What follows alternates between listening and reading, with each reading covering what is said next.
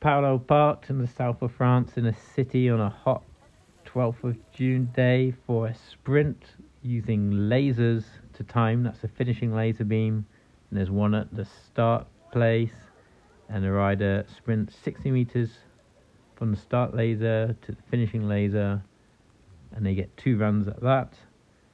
And Tom yesterday had a road race. He came up to a sprint finish for 4th place, and we kind of mocked his technique. He did win the sprint, but he's very high up.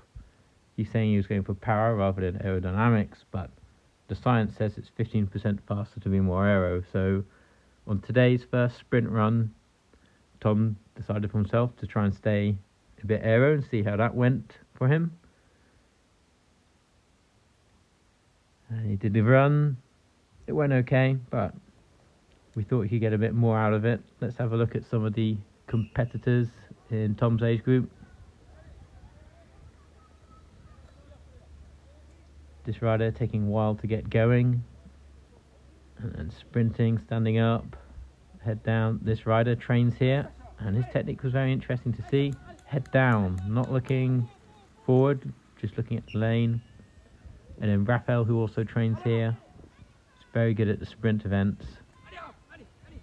Changing gears, standing up, and his foot comes unclipped, and he saves that pretty well, not crashing. This is a great video I saw a while ago. BMX versus mountain bike versus track rider, professional riders, and the BMX wins over 50 meters. But what's interesting is even over on a longer distance, the BMX gets a great start, and once the bikes are behind, it's quite hard for them to get back past the BMX, even though he's reached his terminal velocity already. And obviously he does get past, but it's after around 100 meters. So I think the start phase of the sprint is very important. So Tom was setting off in his big chain ring, but a large gear in the back, not completely crossing the chain, so gear 2. And then he was going to sit, bash some gears and then sprint again. So start phase, bash some gears, sprint again, high cadence, BMX style. And I think that was pretty good. I don't have the results yet. It's to the Formula 1 level of accuracy of timing, 3 decimal places. First one versus second run. I'll slow-mo the finish. The second run's on the right, and you can see his shadow's at the line, and then in the first run he's at the line. So a bit of an improvement on the second run. We can look at side by side of Tom against some of the riders in his age group.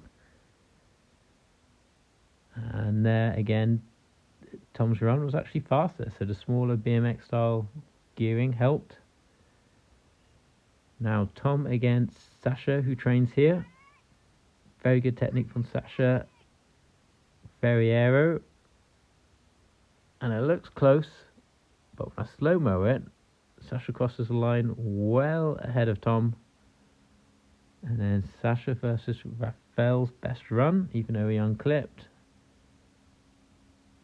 Raphael standing, using the gears, head down. And it's actually pretty close. So let's check Raphael's shadow getting to the line now, and then Tom there. So pretty close. Good work from Tom. He only got 2 goes at that. And then just for fun against an older rider who's very fast.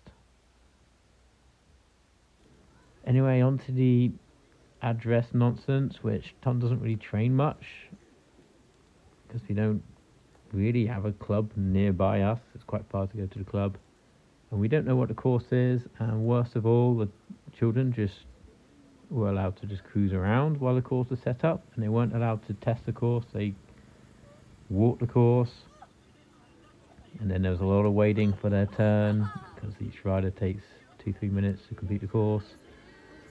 Tom was just hanging out with friends, sitting in the shade, and eventually Tom was to take on the course. And the first obstacle wasn't a slalom, wasn't a one-wheel slalom, it was this weird both wheels crossing kind of thing.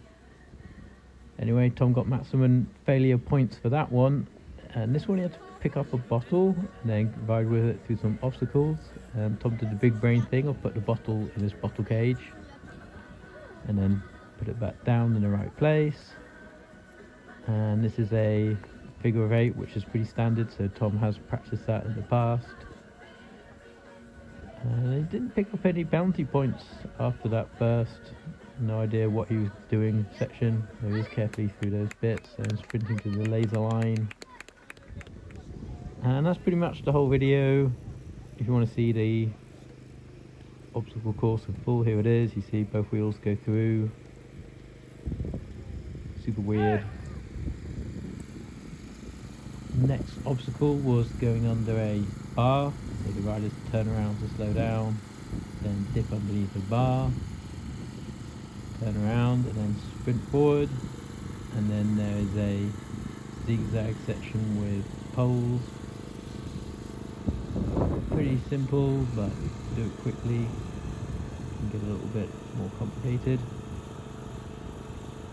The obstacle after this is a live seagull. Every rider gets a seagull on the track, and then through a narrow section where right here Raphael actually knocked them,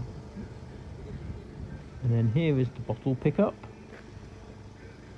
I don't think Tom's ever picked up a bottle before. It took him 2 goes to pick up the bottle, and here Raphael's holding its hand through the narrow bits, and then you put it down in a circle, and then here's just a basic figure of 8. And then after the figure of 8, through the exit gate and a sprint to the line. So Raphael again unlucky, unclipping in the sprint and hitting